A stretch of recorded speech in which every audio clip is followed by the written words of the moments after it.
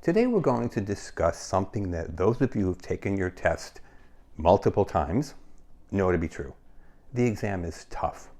And I don't think that students who haven't taken their exam yet really understand just how tough the exam really is. There's a lot of reasons. There's plenty of fault to go around. Okay? Some people will say, well, the school curriculum just didn't teach us what's on the test. There is truth in that. Some people will say, the teacher didn't teach what's on the test. There is truth in that. I've seen teachers in the industry for 30, 40 years. What they're teaching is so not what's happening today. Okay? There's also teachers who, let's be honest, just don't teach anything. They spend most of their time on their cell phone, texting their friends, and tell you to read the chapter.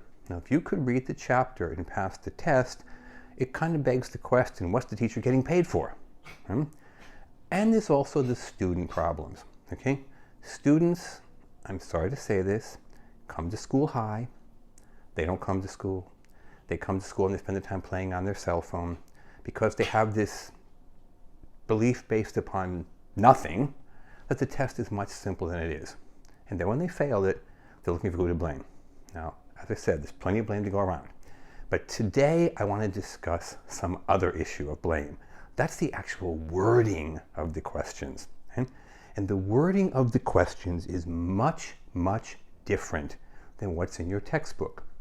And the simple reason for this, your textbook was written by Milady or Salon Fundamentals. They didn't write your test. Your test was largely written by PSI and a few other companies. The wording simply doesn't match. Okay? Let me repeat this. The wording doesn't match. I'm going to give you a very simple example here. In your book, depending upon which book you have, in 3 or 4 chapters, it says the function of a neck strip is a barrier between the client's neck and the cape. And that is true. That is exactly what a neck strip or a towel is, a barrier. However, the State Board exam doesn't say that. The State Board exam says it's to prevent cross-contamination. And if you find the words cross-contamination in your book referring to a neck strip, please give me a call and tell me what page, because I've read every page and I haven't seen it. Now, there are dozens of other examples. We can't go into them here or in any of these videos, but let's take a couple of pages out of your textbook. In every textbook, there's a chapter on safety and infection control. It's the most heavily tested chapter in every state. The book says, depending upon which book you have, there are 3 levels or 4 levels. Every book agrees in the first 3, cleaning, sanitation, and disinfection. Here comes the problem. The State Board exam and medical authorities from coast to coast agree that cleaning and sanitation is essentially one thing. So when the State Board exam question says to you, what is the level of decontamination before disinfection? And you look in your book and you say sanitation, you're going to get the question wrong. Because the State Board exam says the level before disinfection is cleaning. Because it doesn't even recognize sanitation as a separate level. Once again, what your book says is quite different than what the State Board exam says. Another example. Your book says cleaning is a mechanical process involving soap and water. Well, that's a true statement, except that's not what the State Board exam says. The State Board exam says cleaning removes all visible dirt and debris. And there's several possible questions.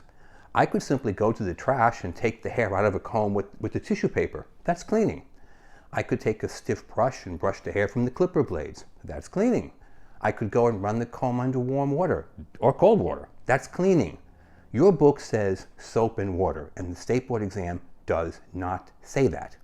For a simple reason, the people who wrote your State Board exam did not write your test. Now, to wrap this up, let's take a look at this, okay? No matter how many times you read your book, you will not pass the test because you will not know what's on the test. If you want to know the actual words on the test, give us a call. We have a book with all the questions and answers with the words on the test. 760-534-4434. Visit us online, www www.cosmetologystateboardexam.com, available for barbers, cosmetologists, estheticians, and nail technicians. Stop being a human ATM machine for the State Board of Barbering and Cosmetology. Get off the hamster wheel and give us a call. 760-534-4434, www.cosmetologystateboardexam.com.